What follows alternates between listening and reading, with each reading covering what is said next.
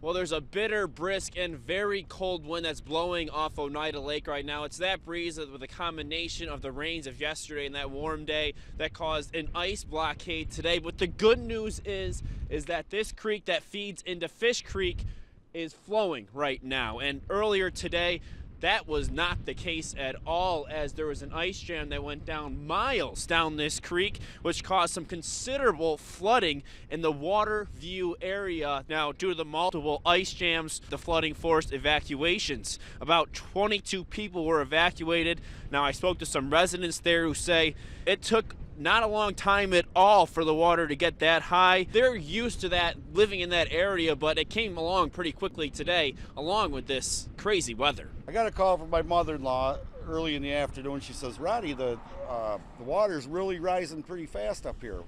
And I'd been in Camden and Taberg a little earlier, and the water was just freaking flying down the creeks. And the water was the highest that it's ever, she said she's been there for 15 years. That's the highest it's ever been. Most people who understand the threat, who've lived here long enough, know that this isn't anything to mess around with. Years ago, it was in the yard, and that's what we thought was happening again. So thankfully, it looks like the threat is over as the winds have died down, and eventually here, this water is going to keep on flowing as you saw earlier, and that ice blockade is gone. So the threat looks like it's over at this point in time. So for now, reporting from Sylvan Beach, I'm Tom Eschen.